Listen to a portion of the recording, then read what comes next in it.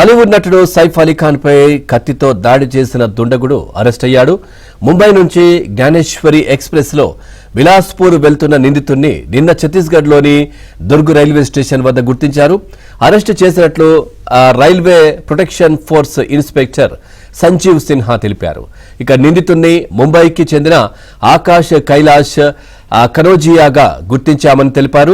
ఇక దాడికి కారణాలను తెలుసుకునే ప్రయత్నం చేస్తున్నట్లు ముంబై పోలీసులు చెప్పారు. మరోవైపు మధ్యప్రదేశ్లోనూ రాజేంద్ర కోడ్పో అనే అనుమానితుణ్ణి పోలీసులు ప్రశ్నిస్తున్నారు. సైఫ్ భార్య కరీనా ఇచ్చిన వాంగ్మూలం మేరకు అతన్ని విచారిస్తున్నట్లు సమాచారం. సైఫ్ అలీ ఖాన్ ఆరోగ్యం నిలకడగా ఉందని, ఆయన నడవగలుగుతున్నారని లీలావతి ఆసుపత్రి వైద్యుడు డాక్టర్ నితిన్ డాంగే తెలిపారు.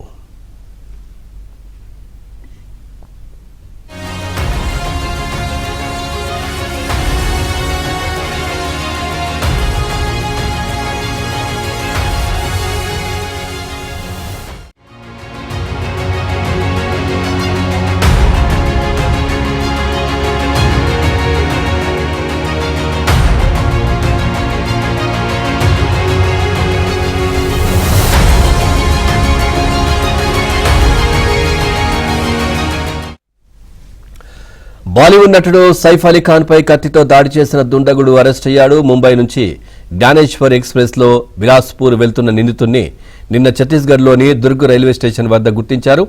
ఓవరాల్ గా ఈ అంశానికి సంబంధించి మరింత సమాచారాన్ని మా ఢిల్లీ కరెస్పాండెంట్ సతీష్ అందిస్తారు.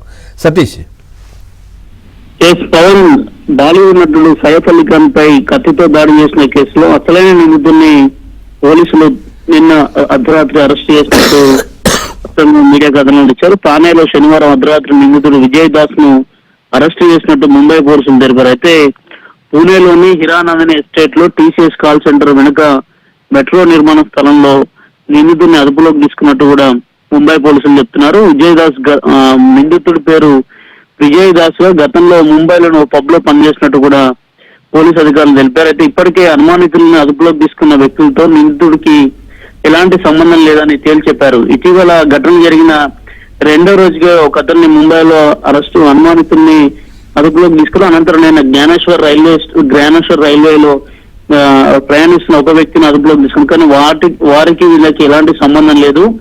తాజాగా విజయదాస్ అయిన నిందితుడే ఈ దాడికి పాల్పడినట్టుగా పోలీసులు తేల్చారు. అయితే మరి కాసేపట్లో ముంబై డీసీపీ కార్యాలయంలో మీడియా సమావేశాన్ని ఏర్పాటు చేస్తామని కూడా అధికారులు అయితే చెప్తున్నారు. ఇక ఈ నిందితుడే అనేది కూడా పోలీసులు కన్ఫర్మ్ చేసినట్టు తెలుసు. ప్రస్తుతానికైనా ముంబైలోని కారా పోలీస్ స్టేషన్ లో నిర్బంధించినట్టు కూడా పోలీసులు చెప్తున్నారు. జాతీయ మీడియా కథనాల ప్రకారం కూడా నిన్న అర్ధరాత్రి ఆయనను ముంబైలో అరెస్ట్ చేసినట్టు కూడా చెప్తున్నారు. Pawan, right, thank you Satish, thanks for the updates.